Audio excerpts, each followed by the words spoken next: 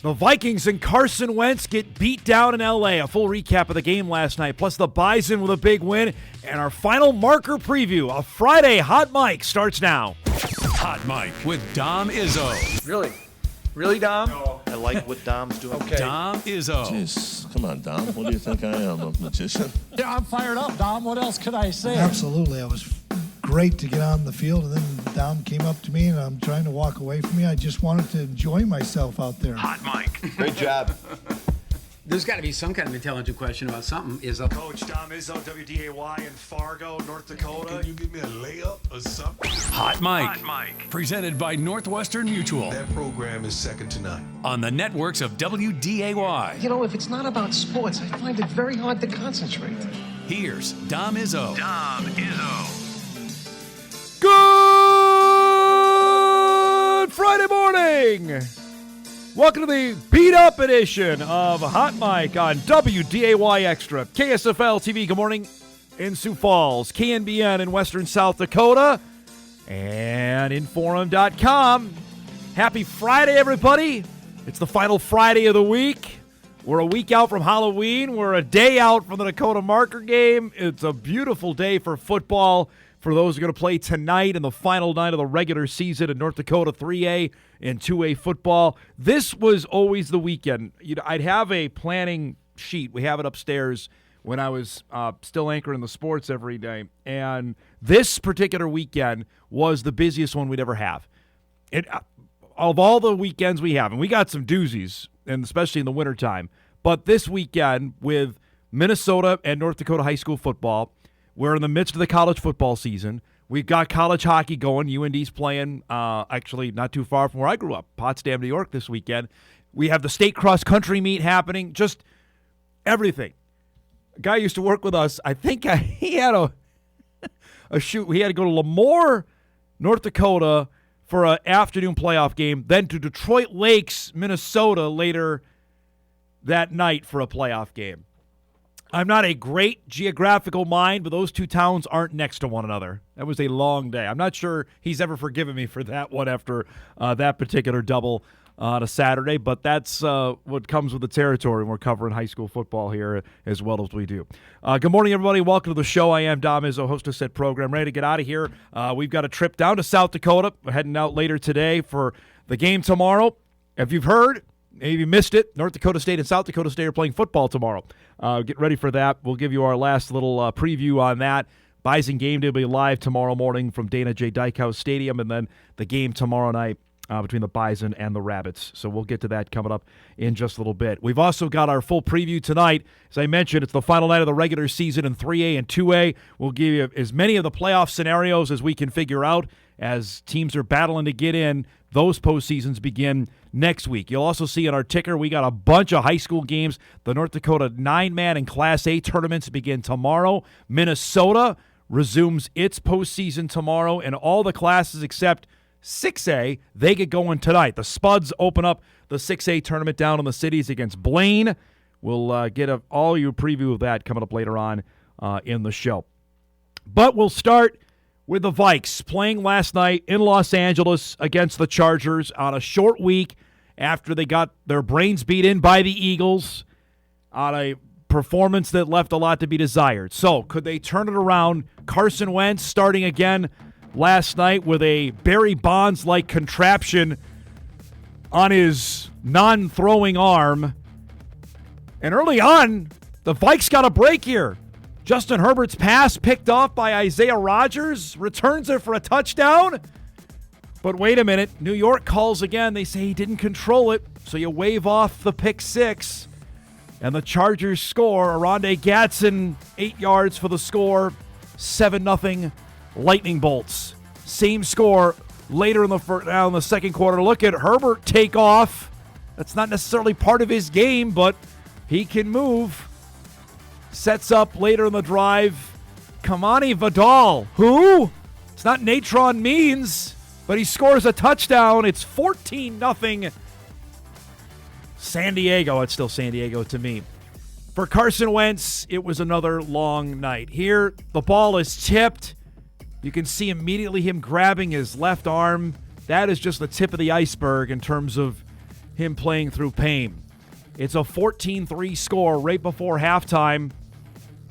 Look at this throw from Herbert to Ladd McConkey. That's your game breaker right there. 21-3 Los Angeles. It's 24-3 now in the third quarter. Finally, the Vikes defense able to make a play. This is picked off by Josh Metellus after the ball was tipped by Jalen Redmond. So the Vikes are in business with a short field. Wentz on a low snap gets this one to Jordan Addison for a touchdown. Vikes are getting totally blown off the field, yet they're down 2 scores. They couldn't do anything offensive. Look at Herbert, nimble, throws us into the end zone to Trey Harris for a score. It's 31-10 Chargers. It went from bad to worse. Wentz is, where's that going? We said that on Monday when we were doing the highlights of the game against Philadelphia. That's a complete airmail throw there. Chargers take over. They get a field goal out of it. Again, Wentz getting you can see it here coming. No one blocking. The Vikes were without their 2 tackles. Darrisaw played a series. The frustration overflow. We'll get to this on Carson in a minute because Kirk Herbstreit had some words on this I want to chat about. But a long night for the Vikings. Brosmer eventually actually got into the game. Finally, the KOC pulled Wentz. You can see he was in physical agony at the end. Chargers got a late field goal. For those who bet the over, they were excited about that because they needed it. It was at 44.5. Chargers win it 37-10. The final, dropping the Vikings under 500. Chargers, by the way, they got blown off the field by the Colts on Sunday, so they come back and have a nice win. Wentz, 15 of 27 for $144, a touchdown, an interception. Likely the last time we're going to see him play quarterback, I would imagine, this season. Herbert goes for 3 touchdowns. Afterwards, frustration overflowing out of the Viking locker room. There are no excuses. Injuries, short week, whatever it is, that is not in any way, shape, or form our standard of what we want to put on the field. And we've got, as I told our team, we've got an opportunity in front of us where we need to own this. This is not a bury the tape kind of time for our organization. This is a watch it, view it, own it. Every coach, every player, and it starts with me. I did not have our team prepared to play, and we'll go back to many aspects of what we need to improve on from a standpoint. In many ways, shape, or form, on initial feel, it feels like a lot of technique, fundamentals. Carson looked like he was in pain, at least visibly, a good part of the game. Yeah, we kept on, checking in, maybe getting Max ready to go. But he, Tyler was coming to me a lot tonight, but every time he seemed to update me on that, Carson was, he was sore going into it, but he took obviously quite a few hits, but he was able to, I asked him multiple times, where he was at, and he said he was good and wanted to keep going. I know it did seem like he was, in pain there a few times. Kevin, did you think about going to Max at all independent of the injury stuff, just on the basis of effectiveness? Yeah, we did. I think, what you have to, Carson's a veteran player. He understands kind of some of our circumstances tonight. I think it's very difficult to ask, a rookie to go in there for his first performance and, have to be kind of weathering it, a little bit for the group.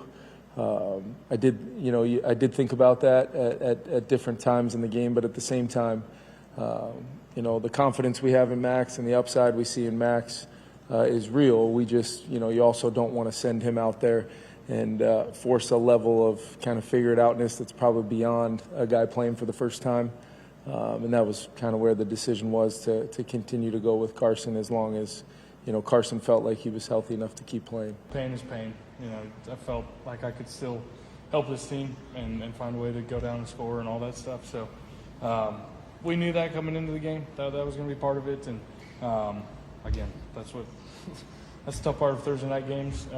Just don't quite get the chance to recover, but that's no excuse by any means. Like I felt when I'm playing out there, I felt fine.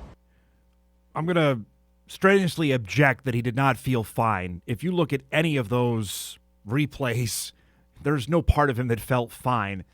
Now, Kirk Herbstreit said something, and I was back home after the Bison Dragons game to catch this, and it caught wind on social media simply because the Amazon cameras caught Carson, as you could see the frustration. Herbstreit said, when you're the captain of the ship, you're the quarterback, you got to try to hold some of that emotion in. I know he's frustrated and he's hurt, but it's week 7. There's a long way to go. So I have a couple thoughts on this, and we already got a bunch of emails on it because it's blown up, certainly up here after the game. I would say the frustration level certainly is high because he had no time. Darisaw played one series and took himself out of the game. That's maybe a discussion for another time because clearly he's still on a pitch count. O'Neal didn't play the game, as we talked about heading in yesterday, that his status certainly seemed doubtful that he was going to go. So the Vikes O-line has not been anything what they thought what it was going to be when they signed these guys in the offseason. Kelly can't play. Donovan Jackson's missed time. Fries has been all right, but after that, the tackles haven't been. Darisaw didn't play the first. Darisaw hasn't played. Has he played one full game? Maybe the Bengals game so far this season. So that's there. I think part of this as well, Carson clearly is hurt. You cannot deny that. He's going to say that after the game, but he's looking also for other opportunities beyond Minnesota, beyond next season. Because that leads to my next point, that he knows this is it, that JJ is likely going to be ready to go by the Lions game. O'Connell said so much afterwards that whenever JJ is healthy, he's going to be the guy. And now they have this mini bye where they have 10 days off, and McCarthy is likely going to get back out there for the game against Detroit on November the 2nd. I think Carson knew this was it for him, likely this season, and wanted to have a good performance, and clearly didn't. And you can say the Bengals game was the height of it, right? It was the zenith of how well he played. And then the following games, the Steelers game, there were some cracks there. The Browns game was not good. He took a pounding there until the final drive. Obviously, the Eagles game went the way it did, and then last night was a brutal performance there. So it's honestly, I didn't understand. O'Connell's answer was just a word salad there when Ben Gessling asked him, and it was hard to hear the question on why Brosmer didn't come in. Because at what point, what do you got to lose? Unless they're worried that Brosmer somehow is going to look better and create some sort of quarterback quandary there, which is preposterous because McCarthy's their guy. And that's where it's going. I have one email I want to read before we move on this because we'll get back to it later in the show. Dom, last night really felt like KOC had Wentz out there the whole time to take a beating so McCarthy wouldn't have to. McCarthy was the third string. He was the emergency guy. He had no chance for success. They couldn't run the ball. That, again, why acquire Jordan Mason and never use him? I cannot understand that. The defense was bad. We have to talk about that. Vikings defense, for all of Brian Flores' lauded accomplishments, has been bad the last 2 games. O-line is in shambles. Even though Wentz was in obvious pain the whole game, KOC probably didn't throw Brosmer out there in any meaningful moments to avoid another quarterback controversy with McCarthy. Although Wentz played just okay in his 5 games, he sure showed some serious toughness. I wouldn't be surprised if he gets put on injured reserve. He got his brains beat in, and he's had that, but he still made some bad decisions again. The whole thing with Herbstreit, does it bother me? No. I mean, he was clearly frustrated. And again, I'll go to it. I think he understood this was it for him, that JJ's going to be back. And now for the Vikings moving forward, right? So they have 10 games to go. It is sink or swim here. And there are going to be so many Monday morning quarterbacks out on Monday with the Seahawks and how Darnold's playing, and certainly with the Colts and Daniel Jones, that the Vikings and even Aaron Rodgers, no doubt about it, because there was overtures were clearly there from the Rodgers camp that he wanted to play in Minnesota, that they're going to have to deal with this no matter how good McCarthy is the rest of the way, and certainly if he's not good, that what were they thinking? They had a chance, and it is so Monday morning quarterback to do it or Friday morning quarterbacking here because I was of the mindset 2 years ago I wanted nothing to do with Kirk Cousins, and I think that's certainly after the Achilles tear to pay him. Last year I kept saying, and this is no great soothsayer here, the Darnold's great run, and the last 2 games I think made it clear-cut that they weren't going to go back with Sam. It did not. It was an awesome regular season. But the Lions game and the Rams game, if you ask any Viking fan to go back, that was not good. And they went and addressed the offensive line, and it's not worked. So now the last 10 games is to figure out what you have. If J.J. McCarthy is the way forward. And if not, there are teams that have pulled the plug quicker. I can tell you that. I can raise my hand. My team has done that pretty darn quick. They figured out Zach Wilson wasn't the guy. That's why they went and got Aaron Rodgers after 2 seasons. We'll see. It is going to be a long 10 days for Viking fans between now and then, especially the Packers play the Steelers on Sunday night. And if A-Rod goes out and plays well again, especially against his old team, it's just and Daniel Jones is going to light up the Colts or the Titans this weekend. Darnold's been really good. It's just that is tough to swallow. There's no doubt about it. Before we wrap up the opening segment, we had some hoops last night. Nice crowd was at the Shack for NDSU's last exhibition game against Minnesota State University Moorhead. This game was not as close as last year. Just was no thriller. It was good to see Damari Wheeler-Thomas back out there. Dragons actually held an early lead on this Tim Brown 3, made it a 8-5 Dragon advantage. They actually got up 13-8 at one point before the Bison ripped off a 12-0 run and reasserted themselves. It's good to again, Wheeler-Thomas is going to be a factor. He was a good player the first 2 years. Feddersen was really good. We talked about Noah Feddersen yesterday with David Richmond, that he needed to step up, and he did last night. Here he gets an offensive rebound and put back right before the horn. Bison took a 16-point lead into the locker room. Here Feddersen drives at an and one.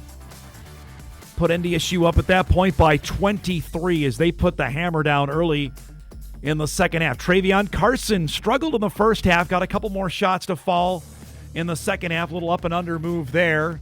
Then Carson knocks down a 3. Max Marley able to get in the scoring. Nifty feed from Andy Stefanowicz to Feddersen for the hammer. Feddersen had 19 last night. He scores here through contact. That's if the Bison can get any facsimile of this, they're going to be awfully good. Carson got loose for a hammer throwdown. Put him up by 29 at that point. Dom Clay, the freshman, got in. One of back-to-back threes that he had. Almost everybody played last night. Bison go on and win it. 101-69 the final. Feddersen goes for 19. Markai Strickland not pictured at 13. Max Marley had 13. Issa Elamine is going to be a dude for the Dragons. He was really good at 15 last night. But the story was out the big man and Feddersen and his performance in the Bison win. It definitely was a little bit, new coaches, new players, but I think that's just going to be the story of the season really, is, even in conference, you're playing the same teams, but they're not really the same teams. They got whole new rosters, new coaching staff, so it's definitely different for sure.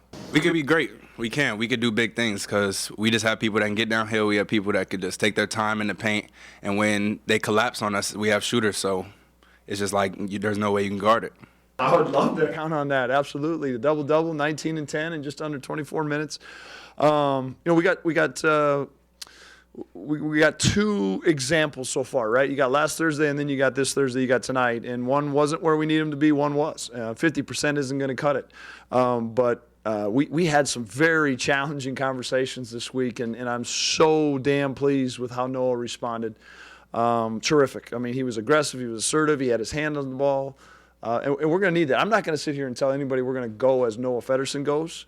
I don't think that's how this team is built. But certainly when he's assertive and productive like that, it's really encouraging for us. It's a good performance. And so now the Bison have 11 days off, and the season opener coming up on November the 3rd at Oregon State.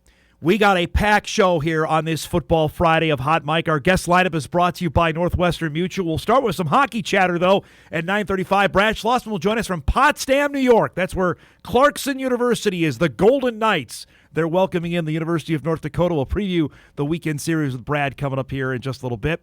At 10 o'clock, we normally joins us on Thursday. We had a full guest lineup, but don't worry. We got Sam joining us this morning at 10. He, of course, was at the game last night. We'll chat about the football game this weekend. A lot of good stuff with Sam and some high school football chatter as well at 10. And at 10:35, back from Talladega, my dad will join us to get us ready for the weekend games in the NFL. His beloved Steelers playing against the Packers on Sunday night. That should be fun. And we'll chat a couple other things with dear old dad coming up at 10:35. That and a heck of a lot more here on a busy Friday. We'll take our first break. We come back. We'll get you ready for the final night of regular season football in North Dakota. That's coming up on this Friday morning edition of Hot Mike. We're back on WDAY Extra right after this.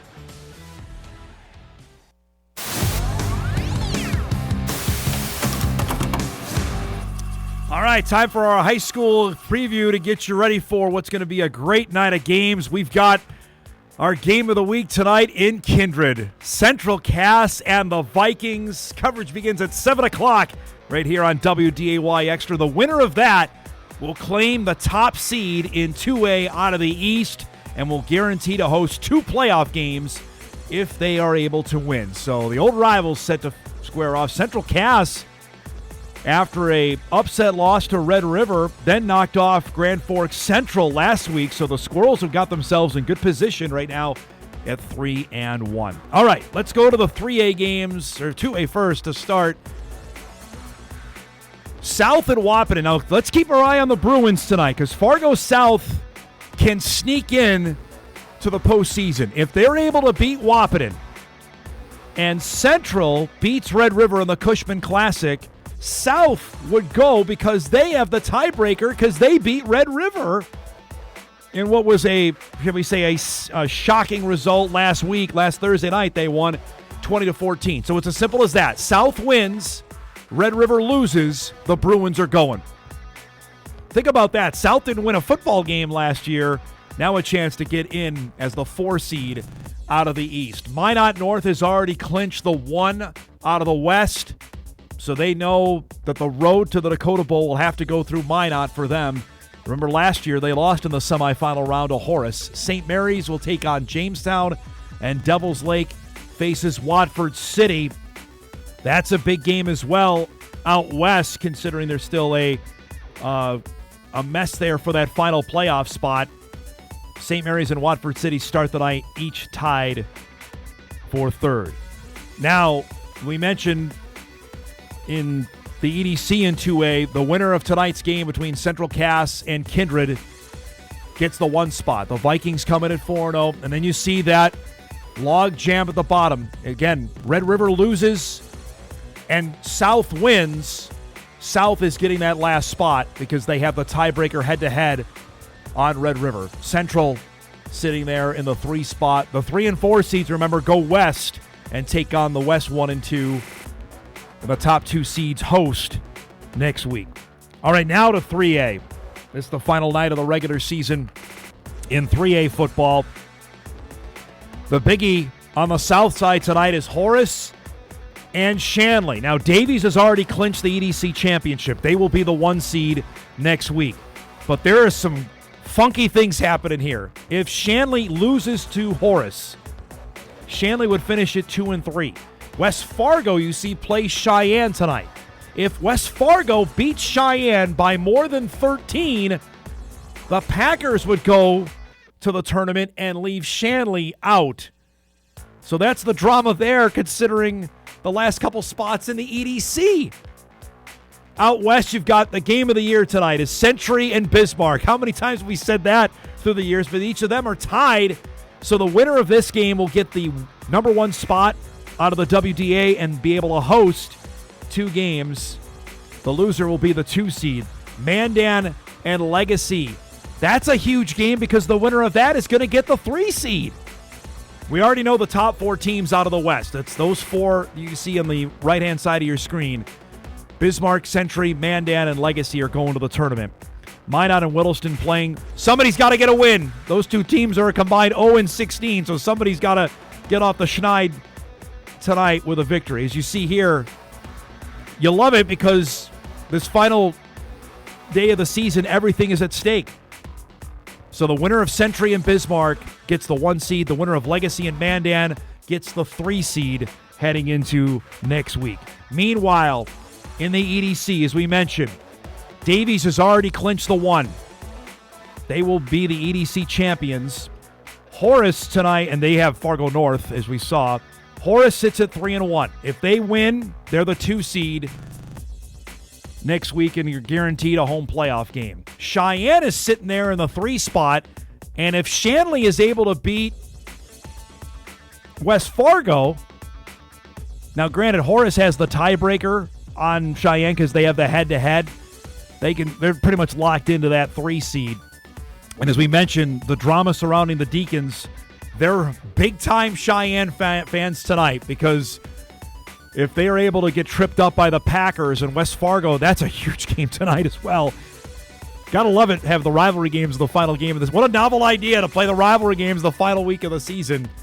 If West Fargo, as I said, wins by 2 touchdowns or more, the Packers go and the Deacons are left home. So that is everything surrounding the final night of the high school football regular season in North Dakota. A week from tonight, we've got playoff games in 3A and 2A. We will televise 1 game out of 3A, 1 game out of 2A next Friday. That's on top of all the Minnesota football section championship games that are going on at the Dome next week. So it's, like I said off the top, busiest time for us, and it is going to be fantastic to see what plays out. We'll also keep our eyes on all the games going on in Minnesota starting both tonight in 6A and then, of course, tomorrow in all the other classes. We'll take a break. We come back. We'll shift gears and talk some hockey. UND heading on the road to take on Clarkson. Our guy Brad Schlossman will preview that when we come back on a Friday morning edition of Hot Mic right after this.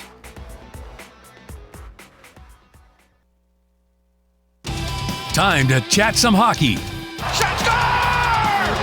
North Dakota wins! The best college hockey writer in the country is on deck. North Dakota, champions of the college hockey world! Here's Brad Schlossman. All right, time to chat some hockey, as the guy says, with our guy Brad, who's in my state, in the Empire State, about 2 hours from where I grew up in Potsdam, New York. That's where the University of North Dakota will take on Clarkson University, the Golden Knights, for a couple of games starting tonight and tomorrow. I knew they had a tough time in New York, but you wrote about it here. They've lost, is it 5 in a row? Longer than that in the state of New York? Yeah. Not great here. Cornell got them. Yeah, they've kind of gone through ups and downs here. Yeah, Canisius got them. It's not been great. Yeah, they've gone. They had a really great month in 2017. They went and beat Boston College in New York City. Then they went and beat a really good Union team in Schenectady without Tyson Jost and Brock Besser. And then all of a sudden, since then, it hasn't gone well for UND. Whether it was the Canisius weekend in Buffalo, Cornell last year. That one was even worse because they got so banged up in that series that it affected even more than that series. And then, of course, their season ended in Albany one year at the regional. So they're trying to turn that a little bit here this weekend. I'm just trying to think towns you've been. You mentioned great Schenectady name drop. Schenectady, Ithaca, Buffalo, Potsdam, NYC. You're missing Syracuse, Rochester, Utica, and then you'll have hit everything. You've had all the big ones in New York. Yeah, we've been different parts of the state, from Western New York to New York City to now we're basically 15 miles from the Canadian border. For those that don't know where Potsdam and Canton are, they're 2 towns located about 10 miles apart. Clarkson is in Potsdam, and St. Lawrence is in Canton.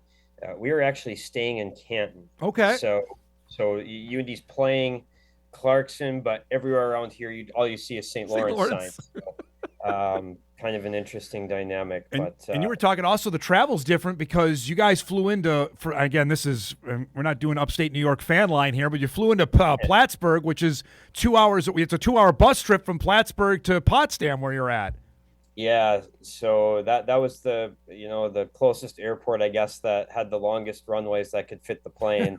So yeah, we flew into Plattsburgh, which is right on the Vermont border. Then drove a couple hours. The team obviously got in their bus and they bussed a couple hours to get here. And by the time I'm guessing they dropped their gear, it was pretty close to 8 p.m. when they were going for their team dinner. So a little bit different travel, but for some of these guys that rode buses in junior hockey, flying on a charter plane isn't anything. Yeah, right. To complain about, right? Yeah. This is a different rink as well. I know you've been to all sorts of ones. This one tonight is going to be an intimate affair for UND. Yeah, and it's Clarkson's home opener. Yeah. Clarkson's played 4 games this year, all on the road. So I'm sure the fans will be pretty fired up. Sorry for the blinking light. The light in the hotel is not really staying on. So in case everyone's wondering what is going on. I anticipate the crowd's going to be really fired up for this weekend, and it should be a great atmosphere in there. UND's only been here one time. It was, 1999. So it's been 26 years since UND's been here. So it should be a lot of fun. The record is 4,100. Do you think they beat that this weekend with UND being there? I don't know. That's I think they seat 3,000. I think that's going to be packed. They say they can add 800 through standing room. So I don't know if the fire marshal would allow that to be beaten, but I still think it'll be a fun crowd. This is a homecoming, or I guess a reunion for one UND player. Give us the backstory on that. Yeah, Ellis Rickwood played 3 years at Clarkson and ends up transferring after last year for his final year of eligibility. He lost both of his line mates. Last year, he played with Ayrton Martino, who is a Hobie Baker finalist. He signed with Dallas. Ryan Richardson, his right winger, graduated and left. Their top defenseman ended up leaving, and their goalies left. And I think, he said it was a tough decision to leave Clarkson, but looked for opportunity, went in the transfer portal, saw North Dakota had no centers really coming back, and thought this might be a fit for him. He said when he committed, he actually did know that UND was coming back here to play in Potsdam, and he's quite fired up about it. I think the guys all know he's excited. He's been a great addition to UND, by the way. He leads the team in scoring after 4 games. He's got 6 points. He's 60% in the faceoff dot. He's been a really important player. Let's unpack last weekend. I'm sorry I buried the lead here on what you take away from the 2 games against the University of Minnesota. It was a split. How did you think UND fared in each of the games? I thought UND played pretty well, I should say, in the first game, and I felt like they were in control most of the game. It's tied going into the third. UND outshoots Minnesota 11-2 in the third, scores 3 times and wins. Saturday night, first period, I thought UND played fine. Second period, nothing was happening either way. I mean, shots were low. Number of chances being generated were almost none. And then, the third period was the one period that got away from UND, and UND gives up a goal early in the third, just a kind of a weird shot from the point that I'm still not sure exactly where how it trickled in. But it goes in, and then UND actually had a really good response right away, and UND was buzzing, had tons of chances. And then a turnover goes the other way. UND takes a penalty to prevent a chance, and they score as the power play is coming off the books. So, and then after that, you're down 2 goals, so you're pushing to tie it, and that means you're going to give up chances because you're pushing. But it really I thought some of the mistakes compounded, and I thought Minnesota and UND both showed some of their youthfulness this last weekend. And that's sometimes what you get with young players and teams that are a little bit young is the ups and downs. Sometimes they look great, sometimes they don't look great. And consistency isn't always there. And I thought we saw some of that for the first time in UND's game this season. We talked about this last week. We were talking about Keaton Verhoff, and you wrote about it, that 32 scouts were at the game. I have written about this as well with Bryce Lance, the amount of NFL scouts that have been at different Bison games and will continue throughout the rest of the season. There's going to be a ton tomorrow night in Brookings. You've seen this. Is it on the road as well? You imagine there's going to be more tonight in Clarkson? Oh, yeah. Yeah, there is going to be a large number of NHL scouts every game UND plays this year, and he is the main attraction. Everyone wants to see Keaton Verhoff. He's projected to go into the top 5. I think right now most people would have him top 2, and if he keeps playing well, there's going to be a debate if he should be number 1. Man. So. We'll see where that goes. This is his first true road game. So another experience for him in college hockey. He's probably never played in an environment quite like this one this weekend. We'll see. So, but boy, did he handle the Minnesota series really well. He was great. The rivalry didn't seem to play a role in his game at all. He just played his game, and he was really good. Have you experienced this? You've covered everybody in UND hockey over the last 20 years. Is this beyond, though, in terms of attention scout-wise? Has anybody compared to this in your time? The only guy that I can think of would be Jonathan Taves. And really the reason for that is most of these guys, based on their age, you get drafted before you come to college. Right. Because it's essentially after your high school senior year. So usually even their top prospects, like a Jake Sanderson or one of those guys, they're already drafted by the time they come here. Keaton Verhoff accelerated his education to come a year early. So he should be a senior in high school right now, but he's 17. He came here early. So he is one of those unique guys who's playing at UND in his draft year, which just has only happened a couple times in my time. And the only guy that's done it who's been that type of a prospect was Jonathan Taves. Which that guy was pretty good last I checked. Yeah, he's all right in the National Hockey League with 3 Stanley Cups. What do we make of this Clarkson team? What do we know about obviously being a road environment? Tell us about the Golden Knights and what they'll bring to the table this weekend. Yeah, I kind of touched on it with the UND in Minnesota. They have a lot of young players too that are playing big roles, and I've watched some of their games, and that's what Clarkson's been. At points in the game, I've looked at them and they've made a ton of really good plays, and I'm like, man, there's some skill there. They've got some ability on that team. And then all of a sudden you see the youthfulness, and they turn the puck over and they make bad decisions on when to go for a hit in the neutral zone, and it ends up with a 3-on-1 the other way. And I'm just like, this is classic young college hockey team. So I would anticipate this weekend we are going to see some of those ebbs and flows, because that's the way Clarkson has played. They, at times they're going to push, they're going to look pretty good. And what UND really needs to do is pressure the defensive core, which is pretty young. They Tristan Sarsland's a senior. He's excellent. One of the top in the ECAC, and he's going to play half the game. The other guys will make mistakes if UND pressures them and plays hard on them and makes it a tough night for them. So I think that's got to be UND's key. They do have some young players, especially on the back end. I know you wrote about this. We talked about it last spring when the opening of Major Canadian Junior Hockey. Clarkson went to the Quebec Major Junior Hockey League, which, again, that's a league, I believe Crosby played there. I mean, we got some dudes that have played in there. Is that more common for the East Coast teams? You've noticed that they're going that route? Yeah, it's very common with the geography of the teams. So the Western teams are kind of in the Western League. The Eastern teams are going into the Ontario or the Quebec League. And only one team recruited more Quebec League players than Clarkson. And that's Maine, which is borders right on there. Quebec. Yep. So it makes sense. But Clarkson has 4 freshmen from the Quebec League.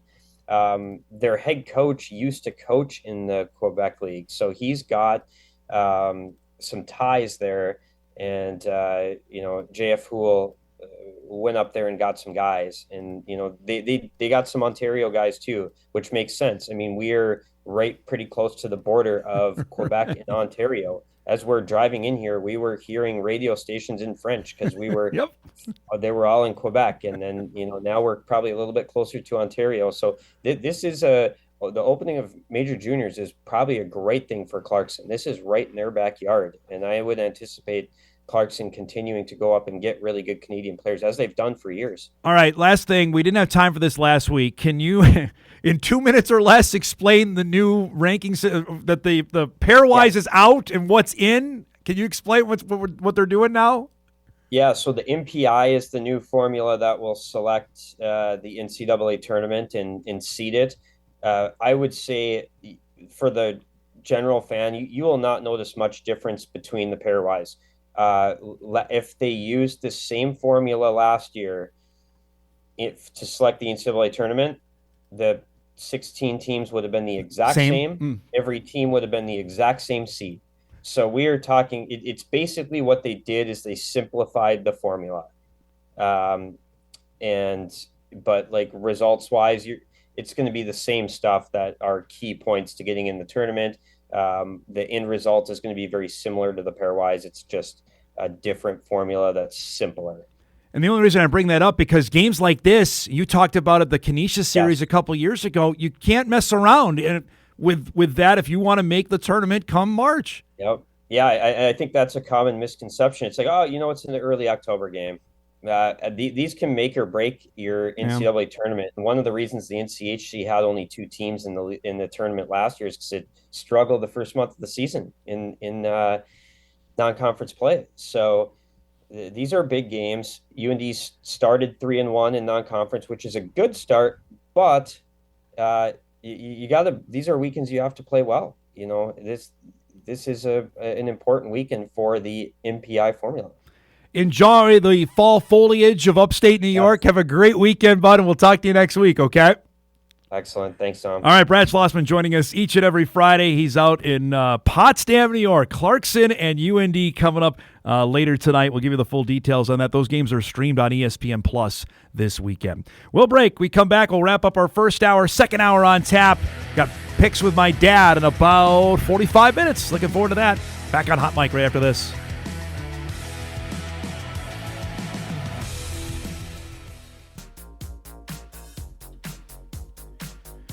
All right, welcome back, everybody. This is all the FCS undefeated teams we have left, and we're going to lose one, we know, Saturday night. You've got Harvard, Lehigh. Montana plays tonight. We'll see what happens with the Pandas, as Sac State's president called them.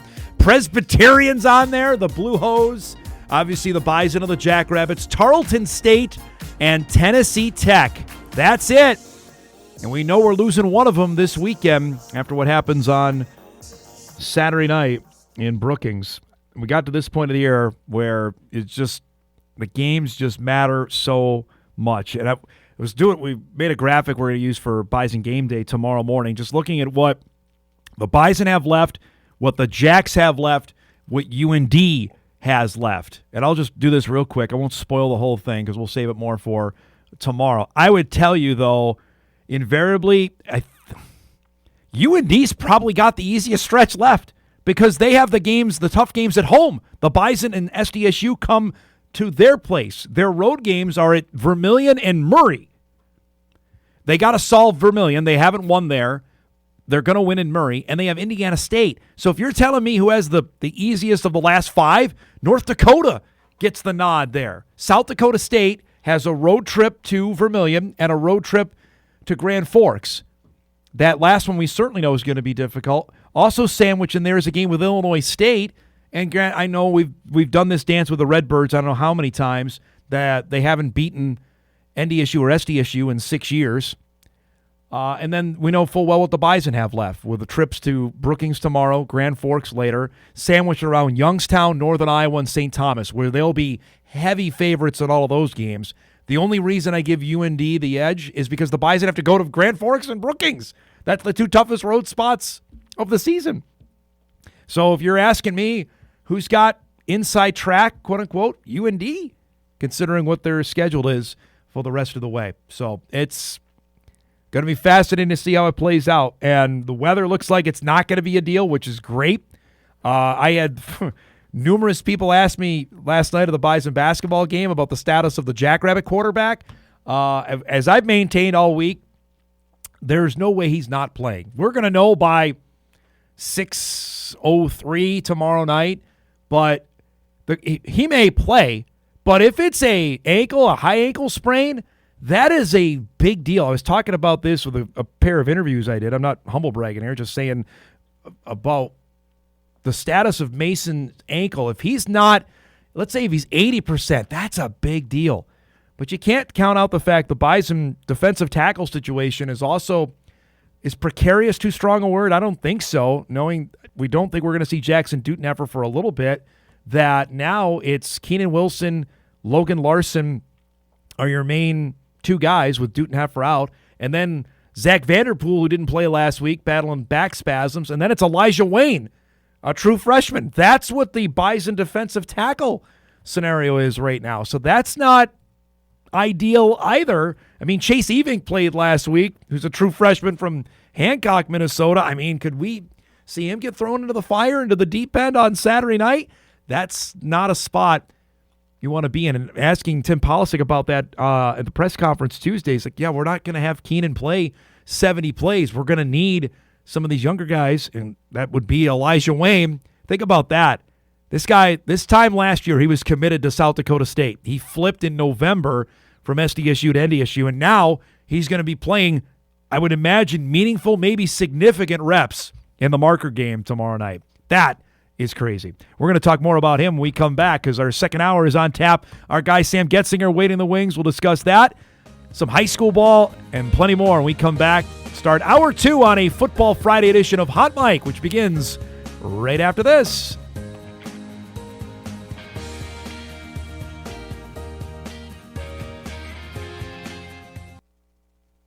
This is Hot Mic. Hot Mic. On the networks of WDAY. Here's Dom Izzo. Let's take a moment and talk about bunions. The original line read as this: bunions. You may have heard of them. That was my original line. Hey, thank you, Dom. Johnny Cool Guys there with the sunglasses on. That was off the dome. To the west of when Illinois. I'm looking on it, like west. I shouldn't say right and left. Is that Missouri? That is Missouri. Yes. That it's is underneath Missouri. Iowa. Oh, I'm getting good at this. he's coming. So we're going to like the bottom peninsula region. Peninsula. Okay, we're going to come back on the ETSU tailgate and then go to you. How am I going to go from a tailgate to bunions? Okay, good deal. Let's take a moment and talk about bunions. Don't adjust your calendars. It is Friday, but we got Sam on a Thursday. I apologize. Your guy Richmond bumped you yesterday. That's okay. I did think it was Wednesday all day yesterday, so my week has been completely thrown off. But if it's for Dave, I'll allow it. And you guys looked like fast friends last night. It was good. I thought he was going to put his arm around you. It was good. No, it went well. I got a couple back taps, so I'll take that. That's a win in my book. If I can get that'll work. So it was good. I walked on eggshells. I didn't ask about MSUM. I didn't ask. I had plenty of people come up to me before the game. Yeah. Hey man, good luck. Good luck in the halftime interview. Just do your best. Are you serious? I'm dead serious. More than one. I was like, okay. So then I just decided to make the decision. I'm going to let that one be. I'm just going to talk about the game. The fun part about doing basketball games is to me, is interaction with the crowd because we're separated, obviously, in football. It's much different than the dome. People can come, obviously, right down. I know you had that yesterday. I had a few people come up and talk to me, which is fantastic. Yeah. And that's what I really appreciate to fans asking. I had 2 people come up to me and lament about the Jets. One is a Jets fan. I found another Jets fan in the upper Midwest. It's amazing. But I really appreciate that about us when we do basketball. Yeah. Or you could have that kind of interaction like you had last night. And I also got a lot, can you spare me a ticket to the SDSU game? I don't have a ticket. I apologize. They don't give me any to hand out. But yeah, at the Dome, I mean, it's always a great environment. Yes. But I'm kind of entrapped in my own little area, so I talk to the same 5 people every time. But now once you go to the Shack, it's people can come up to you. We're a little bit more accessible. The fans are more accessible. So it's great. It's great to hear what everybody has to say, get their thoughts, and just share some laughs before we get into a couple hours of work. All right, so big talker already this morning is what Kirk Herbstreit said at the end of the broadcast last night. I don't know if you caught it. So I missed it. What did he say? About Carson Wentz's, I would say, emotional reaction to the end of the game and the Vikings' struggles and his struggles at the end. He said he's the quarterback. You got to hold that emotion in. It's a long season. I know he's frustrated and he's hurt, but it's week 7. There's a long way to go. And I said after that, I think he knew that was it. Yeah. One way or the other, he knew that was his last game to play, that JJ's going to be back next week. He wanted to, again, I think, show off for whatever next year may hold, because this isn't a long-term deal with the Vikings. And he was not good again, and I think that's what overcame him last night. I mean, I can see both sides of it. I can get where Kirk is coming from, but I definitely get where Carson is. I mean, at the end of the day, this is a person. He has thoughts and feelings and emotions and stuff, and when things don't go how the way that you're planning or you're hoping for, and that's your future on the line, I understand that he's emotional about that. I'm hoping for the best for him, but it's not looking great. And there's part of it, too, to that last point. This may be it, too. Yeah, it's just not... what other team is going to take the chance? The physical toll the man has endured over its 10-year career, that maybe that was it too. That thought came into the back of my head as I was doing the show this morning, that maybe it's the realization that this may be it. Could be. How long has he been in the league? 10. This is his 10th year. Yeah, that's a pretty successful career if you want to look at it that way. But also knowing that he was available in late August. Yeah. Right? That there's nobody took him in April or March and April when free agency was abound, that he was still in North Dakota in early August. That doesn't help, too, when you have an offensive line that's just letting you get beat down for weeks and weeks and weeks. I'd be crying, too, if that was the case. I would say, in a lot of pain. among disappointing teams this season, I think the Vikes got to be number 1, I would think. The Bengals are, but Burrow's been hurt. You can't take your best player out and the Ravens, Lamar's been hurt. Lamar's been hurt. Nobody had expectations on the Jets, so you can't say them. You can't go from 14-3 to what we're seeing now. To be 3-4, regardless of, you're exactly of right. who your quarterback is. And maybe KOC isn't the great quarterback whisperer like everybody says he is. Well, that's up for debate. I mean, and I talked about this in the first segment as well, seeing what Daniel Jones is doing on a weekly basis and what Darnold's doing. Yeah.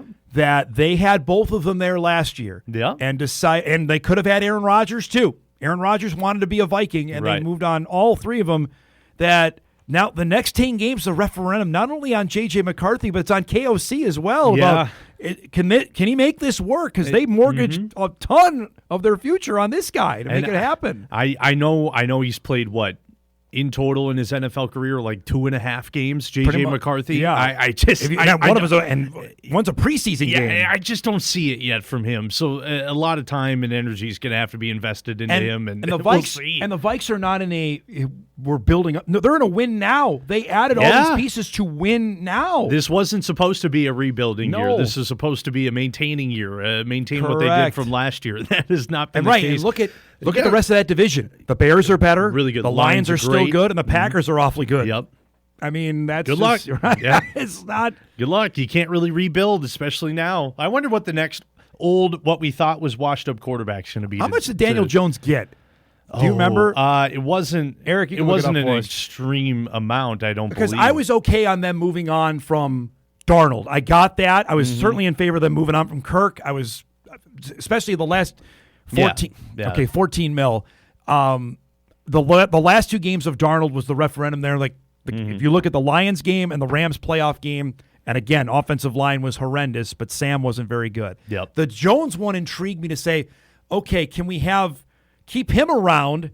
And if JJ doesn't work out, you've got this guy. Right. And evidently either the Jones camp or the Vikings I don't think we've ever got the full story on something, that. But obviously the Colts offered him something there. because it wasn't a slam dunk that Daniel Jones was going to be the guy because Anthony Richardson was still there. Exactly. And then Richardson does what Right? he does. You know, he Correct. does his typical He gets Anthony hurt. Richardson Right, the thing. first yeah. preseason game. Yeah, and you throw him in, and he's been lights out Yeah. ever since. I just Hindsight is what it is, but it Yeah. ain't great right now for what the Vikings got to decided run to the do. ball at some point too. You mentioned do it that. earlier. They You can't do gotta that. find some sort of run support. And I know it's not easy with that offensive line, but They don't even try though.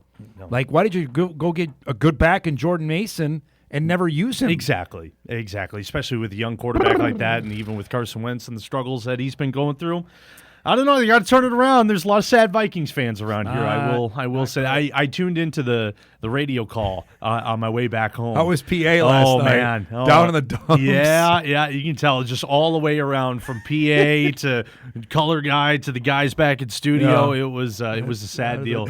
By the way, the Chargers jerseys, loved them. Right? I love those. Right? I love those jerseys. That, I believe, Kyle Emanuel, that is his first jersey. That's what they wore when in San Diego. I'm a huge fan of that. Now, those are the that ones and the old Rams. Did you want to go get a jerseys. 51 Kyle Emanuel jersey I then? did. Yeah. You can ask him about it tonight. I'll when you ask see him to give me his frame. They are. version. Those are now, they went the extreme because when they played your Colts on Sunday, they wore mustard. They wore Did mustard. you see it? I was gonna tweet at you. I was gonna mustard just jerseys. Oh man, it was great. It was a bad day for mustard colored clothing that day. Oh, they came out. Never a bad day for mustard. They looked horrible, and they played. And they did not play well. They're probably gonna burn on They that played for the better game. in the second half, but oh man, they started. The Colts just put a But they smacking wore on them. mustard. They had Oh. mustard tops and mustard pants. It was fantastic. It was disgusting. It was. Could you imagine if the Colts were a team that wore red? You'd ketchup and mustard running all over the SoFi Stadium, right? They played But the SoFi. to your right? point, they did. Those were old school, like 1996 Chargers when they played in the Super Bowl. I Kind of love jerseys. that. Those were Reminded pretty me sharp. of Darren Sproles back in the Yeah, day. I'll go even older, like Natron Means, Stan Humphries. That's like that's before your time. It's mid '90s when the Chargers made the Super Bowl and lost by $1 billion to the 49ers. Before we're gonna do Bison Talk in our second segment with you. So tonight's the last night high school football regular season. Yeah. Couple of biggies tonight. The Kindred Central Cass game we've got on our air tonight. Central Cass, do they have a chance? It's a rivalry game. Is there any chance Where's they the have? game The at? game's in Kindred It's tonight. It's in Kindred. Okay, interesting. Yes, I will say yes. Okay. There is a chance. Is it a big chance? I won't go too far into that. Central Cass got a couple studs on their offensive line. They do. The offensive line's pretty good. That's gonna have to cruise Be them really good throughout tonight. the rest of Yeah. the way if they want to have a good chance at making it deep into the postseason. Kindred's just got talent. I mean, we've said it for 2 years now, 3 years now. They just got talent up and down the board, and it's not just this guy's pretty good. He might go, to a small level. Their closest game, Sam, is 20. They Yeah. beat Central by 20. Other than that, they won by 30. And they're playing. Oh, I'm sorry, the Horace game. They beat Horace by 2. I'm saying, but that Horace is they're a level beating up. 3A teams, Right, you Horace know? is a level up, and they still Yeah. won that game. But in their own level, This is Big Ten talent on that team. Right. This is they're no joke. They're probably the best in the state, regardless of class. they won by. and we've yeah, said that's, that. so you could have that argument. I think. Yeah, absolutely. They won by 27, 43, 35, 32, 20, and 40 in the games against their own division. That'll do it. That'll do it. That's all right. I'm not going to count out Central Cass, though. It's sports. Anything can happen. And Could be the first of 2 times they play. We'll see. Right. Depending on how the seeding. Central Cass is likely going to be the 2, which means they would get a home game, have to go out west to win one, and then it would be against likely Minot North, and then take your chances. And that's not an easy task there. That's but- another one. Cross your fingers and good luck. It's going to take a lot of really good game planning and execution for Central Cass. I'm saying there's a chance. Yeah. But Kindred is really good. Now, you called last Thursday. You did the Cheyenne-Shanley game. So I did, tonight, yeah. Horace is playing Yeah. Shanley tonight, which is a huge game for Shanley because if they lose, West Fargo and Cheyenne could determine who's that last team is into Right. the tournament. Because if Which- West Fargo beats the Mustangs by a certain amount of points, the Packers would get in, and Shanley would, I think, 6-3 would be left home. And you didn't think that would be the No case? way. Yeah. No. That game last week really kind of threw a wrench in things for Shanley. Yeah, you for were there. Sure. Tell me about what happened.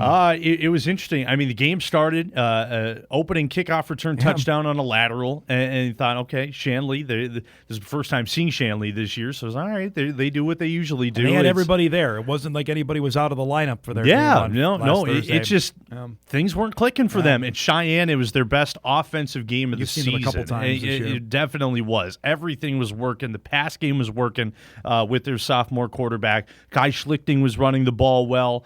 Their receivers were great, and it was receivers producing that weren't getting their names called in the previous games that I did. And they came out and really put it all together. And it just seemed like there was something off, whether it was with the communication with Shanley between Jackson, his receivers, or there was something not quite there with them. And they paid the price for it, and now their season's in jeopardy, if you will. They gotta win out. And Cheyenne, they elevated themselves into a good spot. And don't count out West Fargo. Their record may not be the greatest. West Fargo's 2-6, but they've been in some games. They've been in a point lot of differential games. is really close. They were close with Shanley earlier this year, and they always play them tough. And Jax had a great game in that one. And I wouldn't count out West Fargo. I'd say it's a coin toss over there. It could be a fun one. Think of this here. This is how things could change tonight. If Shanley wins the game over Horace, they'd both be 3-2, but Shanley would have the tiebreaker because they have the head-to-head on Horace. So at least they'd be ahead of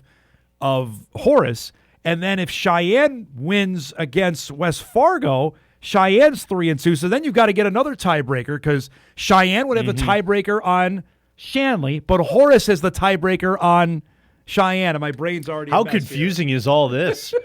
You know what could fix all this? A section-like bracket where everybody gets in, and then you just don't give me that. No, just it saves all the headache of trying to figure out all. No, that's what makes it fun, man. That you've got all the different kind of permutations. I was trying to explain it in the Shanley Cheyenne game, and I realized I stopped about 3 times. I'm totally saying this wrong. I think I'm off on that. I got to write it down. That's always what I do. I'm like, okay, man, it's like the old Pythagorean theorem. You remember that? If A beats B, B over C. Let's C not get over into D, my math grades over here. I haven't heard of that since early high school. Last thing, because I got an email in. You guys think that Moorhead has a chance to win tonight at Blaine? Absolutely. Yes. I do. I think they are favored to win a couple this game. of games, don't they? I do. I think so. I think tonight they're on the road at Blaine, but they're healthy now. They haven't been healthy since basically week 2 of the season. That's when Jet Feeney got hurt. And they still won that game against Woodbury, and that's who they likely would play if they win tonight. Right. Moorhead I'm talking about. Yeah. So now we're talking they'd be in the quarterfinals, the last 16 of I was curious when or last 8, excuse me. Yeah, when Jet came back, how quickly would they They're pretty good against get back into Edina, the swing right? things, and it was instant. It was instantly what they put up 55 in that game against Edina or something. 43, 51. 51. If it's Yeah. 51 to 44, 51-43, something like that. I think they're a very dangerous team in this all-encompassing 6A bracket here in the state of Minnesota. Yeah. I wouldn't count them out really until they get to the point where they could see Maple grow. And that's the semifinals. Yeah. Right? I think there's a chance. There's a world where they can get there. By the way, is this controversial in your home state? The Prep Bowl is not on Thanksgiving weekend this year. It's the week before Thanksgiving. I think that is welcomed. That would ruin a lot of Thanksgiving dinners, during that time. Well, isn't it after Thanksgiving? It's normally after Thanksgiving. Is it really? Yeah. I know you're new. You guys never had to worry about it? No, New Prague was never in the mix. I never played in it. It's I always ate after well. Thanksgiving. That's all I cared about. You had Thanksgiving, and then you had the championship games on Friday and Saturday. I say you do it before, get No the season way, done, man. and then eat your hearts out after. So, because I remember a couple years ago when the Vikings played on Thanksgiving, they had to move it another week later to the first week of December is when the Prep Bowl was. That was not going Wouldn't be a well. fan of that. No. I mean, that's the start of hockey basketball season. You got to get that going. All right, let's break. We come back. We'll talk to Sam about what he's working on for Bison Game Day, get his thoughts on apparently the football game happening. There's one tomorrow night. Did you hear? Oh, is there? There's one Okay. tomorrow night. All Bison right. Jackrabbits. We'll talk with Sam about that. We come back.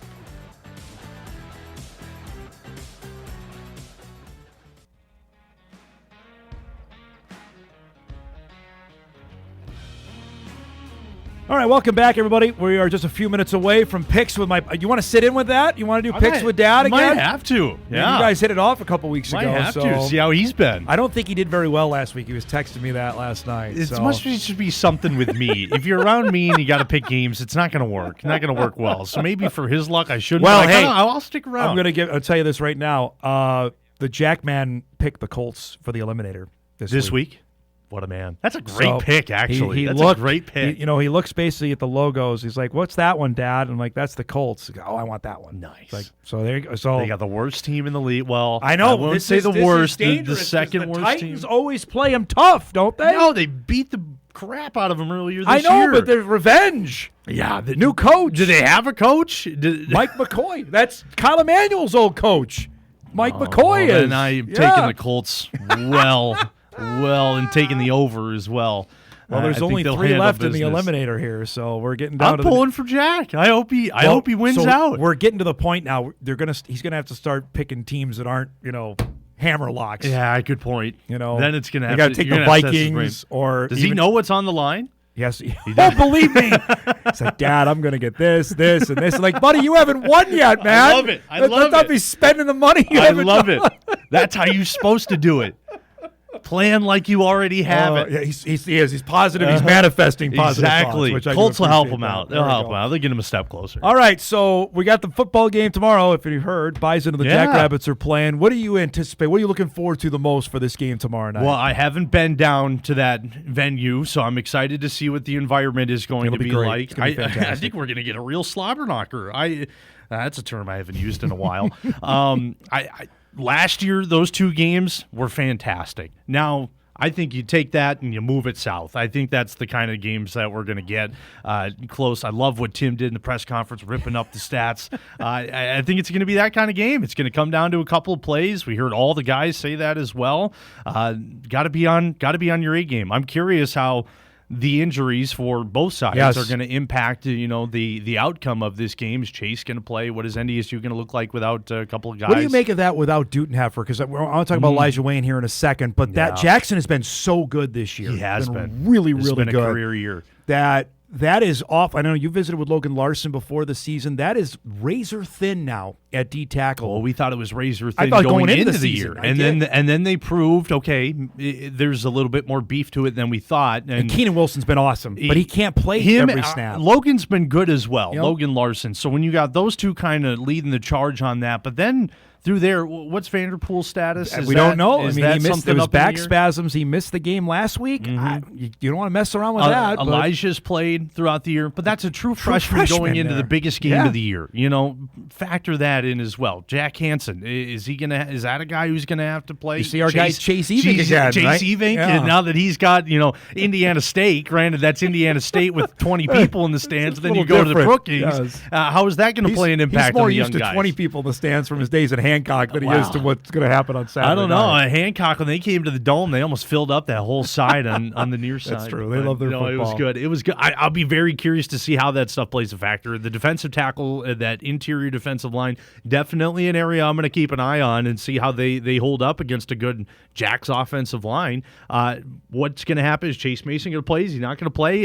He's playing. I just don't know how effective he's going to be. Is it going to be like a Gronowski thing last year where he played, where it looked like he played through an injury? You know what I'm saying? And said he did. His hand was hurt. And it just wasn't a great performance from him. I think Mason's playing. I just don't know how effective he's going to be. We're going to find out. If they're rolling him out and he's running, then he's A-okay and good to go. But if he's more stationary than not, then clearly I think the ankle is more hurting than they were letting on. I would agree with that. Eric claims he has a question. What do you got, big man? So in this game with Chase Mason, like, let's say he plays, but he's 80%, and maybe game gets out of hand. Like, obviously they would sit him then, but if he doesn't play and the Jacks lose by 5, I'm not saying that's going to happen. How would that affect the seeding? Because I don't think they would drop very far. No, they shouldn't. Because they would still have UND coming up, who's probably going to be a top 8 matchup, depending on how the rest of their season goes. And there's nobody really else better than them, I don't think. Yeah, I wouldn't penalize them too much for losing at home if it's a tight game. No, even if their quarterback is compromised, I wouldn't. I would hope the rest of the people that vote in the stats poll don't. I mean, it's left up to the committee on where they get seated. But I think what we saw last year, Sam, when everybody beat everybody else, I think we're heading right down the same tracks again this year. I totally agree. With the Bison, the Jacks, and UND this time. You and I were talking about it earlier in the week. We were heading back from the Fargo Dome. I mean, there's so many scenarios that could change up the top rankings of the playoff picture, and don't count out UND in any of these games. I think UND, we said it earlier, I think UND's got the quote-unquote easiest last five because they have the two heavyweights at their place. So that's a major deal. So we're talking about Elijah Wayne. You're featuring him this week on your Inside the Herd segment. Yes, looking forward to that. You mentioned it earlier in the show. He was originally committed to South Dakota State, and then the coaching staff at NDSU, give them props. They stayed on him.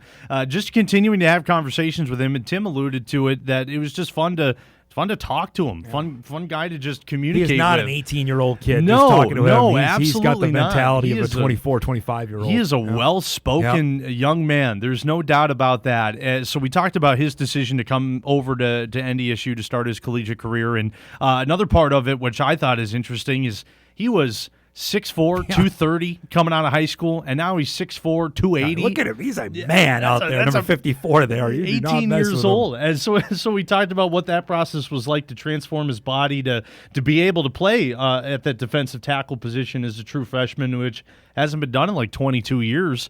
And so that's the story for Inside the Herd on Saturday. Great kid to talk to, very good speaker, and he's having a great year. You are responsible for mapping us out from 11 a.m. to about 4 tomorrow. So what do you have planned here? There's a good burger place. That's all I care about. I want to go to this burger place, and I don't know what it's called. I can't remember. Well, Eric and I went to Cubby's a couple years ago, and we were treated fairly well, even though people thought we're with the Bison, we're cover the team. Well, did you see it? Eric found the picture of me wearing the Jacks gear. Yeah, what's that back from? In the day, so I was throwing the first pitch at a St. Paul Saints game. Whoa! Stop the press! Hold on, you're burying the lead. Oh, I've done that plenty of times. What? I'm a big deal. Okay? Are you kidding me? I'm a big deal. Like how many times? 3 or 4. Are you serious? Yeah. I'm a big deal, Dom. How did this come about? I'm a big deal. My dad's station affiliates with the Saints, so they had to throw somebody at it. That's awesome. Yeah, I only skipped a couple. But they got there. I would have made somebody swing. So besides that, my dad went to South Dakota State for 2 years. He also went to USD for 2 years. So I kind of grew up, my whole dad's side of the family is a Jacks, family. So I got family in Brookings. Okay. So if you want to stop by their place, you probably can do that for a couple hours. All right. Well, if their doors are open, we're there. I'm sure it'll just. I don't know if we want to have Kyle or Colpack come with us. But, I don't know. They might get to. Well, they could take Strecker. Everyone wants Kyle. Absolutely, right? Yeah. I'm sure they'd feed us well. By the way, before we go, we got to give a quick shout-out to one of our ardent viewers, listeners of the show, Kyle's mom, Shelly. It's her birthday today. Happy birthday. Look at that. That's fantastic. She also gave me some sage advice back this summer because I was asking about, because we had the company picnic. You were gone. You were on vacation. I had a dentist appointment that day, and I was wondering, do I not eat because I have the dentist appointment and then try and find some scraps afterwards, or enjoy the free food and brush the best I can and then go to the dentist? And she said, do not hesitate. Go eat. So happy birthday, Shelly, Kyle's mom. I always appreciate her. Talking about people that come up to you so. Before basketball games, she did that. That was the first time I met her, was at a basketball Is that right? game. Yeah, we were chatting about that. Got to say, Kyle, nice kid, messes up every once in a while, but we'll let it slide. He's keeping us on the air, man. He's doing graphics today, so it's okay.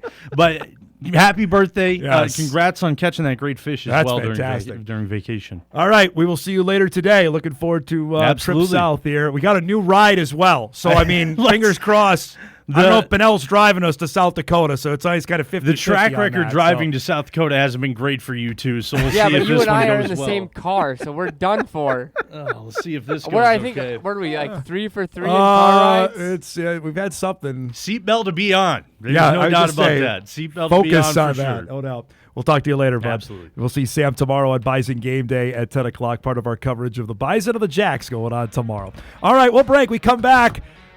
Favorite segment of the week. It's time to pick some winners. My dad's coming up. We come back right after this. If that was me and you, if you'd have went with a Boston, you'd have been living in the garage. I had a Yankee hat on, of course, which I usually almost always do, but she says to me, if I were you, I'd take that hat off. And I looked at what look at it to begin with. I ain't taking my hat off. I know where I am. Yeah, right. You believe anything that guy says? Because I don't. He said he was going to marry J-Lo, too, remember? I finally told your mom. I said, there's no sense. Let's just put TVs in the room because I'm only going to wake them up anyway. So that's how I got a television?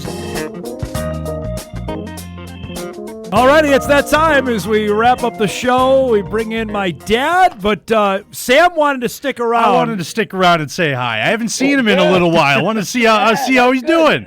I'm glad you stuck around, buddy. I'm doing really good. I wanted to give you some good juju for your picks. I don't know if you know this. I'm a great mind when it comes to picking games, so I wanted to help you out a little bit. Well, we'll see about that. He's in last place in our pick'em, so it's going the wrong way. It's not going well. I don't think this week's going to be any better. So, but I wanted to spread some luck to you. All right, you'll need it. Good, maybe that'll help. Yeah, he needs it after last week. So, yes, 8-6. 8-6. What are you doing? Yeah, we had a tough one. It's still a winner. It's true. That is a good point. Glass half full there. You got a heck of a race finish. You were in Alabama last week. What'd you make of Talladega? Talladega was awesome. It ain't no Daytona, but it was nice. It was a good experience anyway. But. Was it packed? Yeah, there was a lot of empty seats around us. Okay. But there was a lot of people there. Yeah. What? Give us. So if you're to rank them of the tracks you've been to, obviously Daytona's 1. Where does this one go? Maybe 3 or 4. Oh, okay. What's 2? Indy. Indianapolis. Okay. All right. Indy or Bristol was really awesome too, though. Okay. So. All right. Dover's actually better known because it has the casino, but I can't count that. Now he was same spot we were. He was in downtown Nashville with my cousin the day before the race. So literally, I got a photo. He's on Broadway where we were. Right did you go to Hattie B's, get some chicken? Yeah. Where did you eat? Do you know? It was an Italian restaurant. I ain't sure what the name of it was. An Italian place in Nashville? Yeah, you gotta get the those chicken. guys were there before, and it was pretty good. What did you make of the whole Broadway? That's a scene down there, is it not? That was crazy. Yeah, and what Vanderbilt was playing. Correct. The game let out as we were eating dinner, so the traffic wasn't all that bad. But man, that was crazy. So that's what an environment. That's where the national championship is this year. If the Bison or the Jack, whoever makes it, that's where it's going to be. Is right in Nashville in January this year. Oh, no kidding. Yeah, they moved it out of Texas to Nashville for the next 2 years. So when we went, obviously for the Bison game, we're scouting it out. I guess maybe the best way to say it. And that's where did you guys stay there? Did you stay there? Yeah, we were right across the river by Nissan Stadium.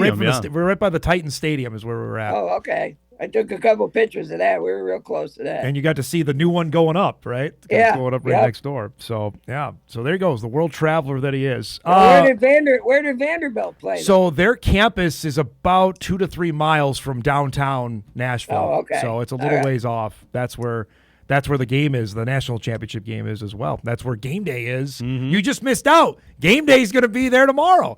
I see that. I said, "Oh man, that would have been cool." See, game day should be in Brookings, but it should be. They decided to go back to SEC country for Mizzou and Vanderbilt. All right, before we get to picks here, your beloved Don Mattingly, former Yankee great, is a coach with the Blue Jays. Does that mean you're throwing your lot in with the AL East team for the World Series? I would always go with the American League no matter who it is, whether Mattingly's there or not, but I would never root for the National League. That's like rooting for a Ford. I can't do that.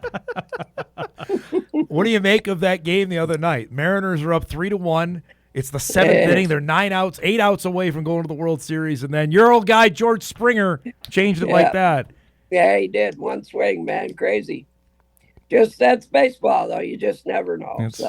Now, Ohtani's performance. You're a great sports mind. Where does that one rank for what he did last Friday night? 3 home runs, 10 strikeouts. It's just crazy that he could even do that. Yep. It's just crazy. Yep. The 3 home runs is, you can understand that, but the way he pitches, right? I don't know. Craziness. Real quick, because this is obviously the huge, not even sports story, it's the national story yesterday that broke. The fact that I had to hear the FBI talk about the NBA betting and the mafia. Like, it was out of a movie. I couldn't believe, like, for real, like, how is this possible in 2025? Why would you even say that? What? Because it's been for years. They've been doing this stuff for years. You know, they just got nabbed. That's all. It happens. But the mafia is like we're seriously, like, I thought it's out of a movie. This is real life that's happening. Wherever the money goes, they're gonna go. Holy cow! You know what I mean? It's not. I mean, I can't believe it. Makes me not want to go play cards in Vegas anymore with the stuff they had going on. Well, well, that's above the board, is it not? Or have they got to that now too? Who knows? You know? Who knows? You never know. Oh my gosh! I believe they've been doing this forever, point shaving and all that forever. Yeah, that's just it's the way it is. I'll just say this: we got to go do our picks here. Ironically, we're going to pay picks, but when ESPN, I don't know if you saw this when they did the story yesterday, and the bottom part of their screen was the ESPN bet, like their own promoting their own gambling deal as they're reporting about a gambling story. It's like a weird world we're living in. But you can't go anywhere. Yeah. You can't do anything without a hitting you right in the face. You ask for all your own problems. Yeah. That's all you did. That's exactly right. Gambling has been going on since I was a kid, so it's not like it's new. It's you know what I mean? Right. Just now it's our alderman and our mayor, and every one of them were heads into it. So man, oh man. All right. With that said, should we do some picks? Yeah, let's do it. Can't run away from it. No, we can't. All right, let's start. That's what it is. With my beloved Jets today. This weekend is the weekend. They're going to get off the schneid. The Jets are at the Bengals. Cincinnati is minus 6.5. You know the Jets ain't going to win. At all? None? Zero? I don't see him winning, but we'll see. The owner trashed Justin Fields the other day. Did you see that? No. Woody Johnson just totally threw him under the bus. Joe Flacco's too good. Yeah, too good. I miss Joe Flacco. He's got Cincinnati. Throw him under the there. bus after you pay him millions of exactly, dollars. Right? Smart move. The Dolphins at the. I can't believe this guy still. How does Mike McDaniel still have a job? The Dolphins are 1-6. They're at Atlanta. The Falcons are minus 7.5. That's a lot of points there too. Yeah, give me Atlanta. He's got the Falcons in that one. Browns at the Patriots. Look out now. New England might be really good. Mm-hmm. Patriots minus 7.5. They already have the win over the Bills. They're in first in the AFC East. Mid-Pats. He's got New England there. We're taking all the favorites so far. Giants at the Eagles. Eagles are wearing their old throwbacks, the Kelly Greens this weekend. How did the Giants lose when they're up? They give up 33 points in the fourth quarter last week. That was crazy. Horrible. Philly minus 7.5 here. You know, I'm going to points. Give me the Giants. Okay, he's taking the Giants plus 7.5. We'll see. I like the pick. I like it. If you're going to bet straight up, I'd have to go to the Eagles. I like the points. Bills are at the Panthers. Buffalo's lost 2 in a row, Pops. They are given 7.5 at Carolina. Yeah, give me the Bills. They'll straighten out. All right. Buffalo minus 7.5 there. Bears are at the Ravens. I know you are laughing your butt off that Baltimore is struggling. Will Lamar play? We'll see. Right now, the Ravens are 6.5 favorites. That means Vegas thinks Lamar is going to play if they're giving him that many points. Yeah, they said last night he was going to play. So, give me the Ravens. All right, he's taking Baltimore. I'm just interested don't in that trust the game. Bears. Chicago might win that one. I might take the Bears in that game. one. I hope Lamar plays. We're playing you in fantasy. I need him. I need him on my team. The 49ers are at the Texans. Houston is minus 2.5. Give me the Niners. San Francisco is San Francisco a wagon yet? How is Sam? Houston favored in that I game? don't know. What is going on there? Are the 49ers, are they wagon status yet or not yet? They'll be a wagon until they play the Colts soon, and then they'll get that's slapped it? off Okay. of that. All right, I don't know what. What's a wagon? Exactly. What is you don't know what a wagon is exactly. either? It is a dominant football team. I don't know. Or what dominant it team is. in dominant general. team, right? The Bucks at the Saints. This is a late game, 3:00 kickoff. Tampa Bay, after losing to Detroit, is a 4.5-point road favorite at New Orleans. Give me the Bucks. He's got Tampa minus 4.5. Cowboys at the Broncos is a featured game. Your guys, Nance and Romo, are going to be there. It's a Denver's 3.5-point favorite at home over Dallas. I'll take Denver. He's got Denver minus 3.5. That should be a real good game. All right, now here's the next one. Sam's sitting here. The Colts are a 14.5 point favorite over the 14.5. That's awesome. This is professional football That is over the fantastic. Titans. I love that. That is a ton of points. Yeah, they should cover that. Give me the Colts. Wow, they're going to cover as well. That's a great My answer. goodness. Great answer. Attaboy, They'll Sam. win by 28. All right, now here's a biggie. The Packers at the Steelers. The Steelers are wearing some sort of throwback uniform. I think they're wearing mustard. Always it looks horrible. like mustard Always uniforms. horrible. Eric, they got to figure those throwbacks out. Green Bay minus 2.5 against Pittsburgh. You know where I'm going, so. Do we need a guess here? Yep, give me the Steelers. All right, he's taking Pittsburgh on Sunday night. Only one Monday night game. We can get back to normal this week. No Jaden Daniels, though, for the Commanders. He's out. They're at the – look at this line. 11.5 for the Chiefs over Washington on Monday night. Yeah, I got it. Well, 12.5 here, but I'm still going to go with It's going the wrong way. It means the money's coming in there on Kansas City. They should kind of open it up there. Are the Chiefs back now, Pops, after Yeah. now they're Take a look getting, at the here way we they're go. playing. Mahomes is right back to where he belongs. Here we go again. With You got to Kansas get all their City. guys together. That's all they had to do. Yeah, well, and here we go. Real quick before we go, Bison minus 3.5 against South Dakota State tomorrow night. What do you think? I'm going to go with Bison. Bison minus 3.5. All right. Should be fantastic. I think they're going to be a good one. Well, hopefully. We've suffered enough here. Yeah. They're not even fourth quarter game, I think right? we're due for a good game here. Should be. Due for a fun atmosphere in a good Well, game. they've had all cakewalks up till now. It has been so far. Man. All right. Enjoy your weekend. I love you. I'll talk to you later today, okay? Yep. Yeah, I love you too. Have a good one. All right. We'll Go talk to you later. Chase Elliott in the race. Chase Elliott he's picking. Yep. All right, there you go, Eric. There's your NASCAR pick for the weekend. Eric's not a fan of that one. All right, Pops, I'll talk to you later. All right, man. There he goes. My dad joining us each and every Friday with his NFL picks. He's got a couple there. Your Colts minus 14.5. I didn't know that was the line. That is crazy. That is crazy. That's like NFL versus FCS kind of line. A new What are we word doing? at you that's not wagon. Juggernaut. That's what the Colts are right now. They're At least I know what that is. I don't know what a wagon is. I thought that was a world-known phrase. I thought that was everywhere. All right, we'll break. Thank you for sticking around as well. We come back. We got about 8 million things to talk about for the weekend to get you ready, and they're all on WDAY. That's coming up. We wrap things up after this.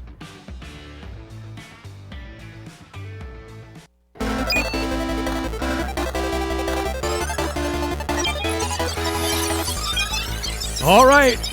Time for our Eliminator picks for the week. We're down to 3 left here for the Hot Mic Challenge.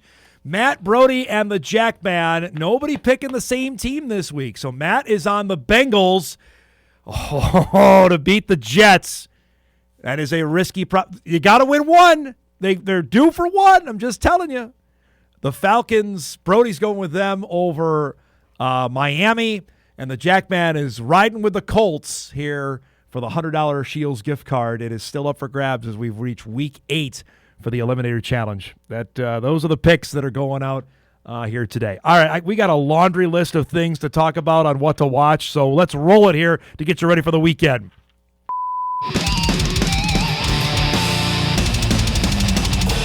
We've got state championships up for grabs this weekend out in Jamestown for the State Cross Country Championships. You can see it live here on WDAY Plus coming up later today. Class B takes center stage beginning at 2 o'clock with the girls race, the Class B Boys Championship at 2:45. You'll see all the awards as well. Then we'll flip it tomorrow for Class A, same time again at 2 and 2:45 out in Jamestown. Those are live streaming on WDAY Plus. So look for that tomorrow for the State Cross Country Championships going on in Jamestown. Looks like, honestly, we've had some terrible weather in the past. It's going to be dynamite for those runners this weekend. So looking forward to that as we crown state champions in cross country. Again, a reminder, we've got football tonight. Kindred Central Cass. The winner claims the top spot in 2A football in EDC conference. 7 o'clock tonight between the old rivals, the Squirrels and the Vikings. Should be a great game. These are, You throw the records out is what you like to say, but Kindred's been so good this season. Again, the winner gets the top spot, and we'll have 2 home football games in the 2A postseason.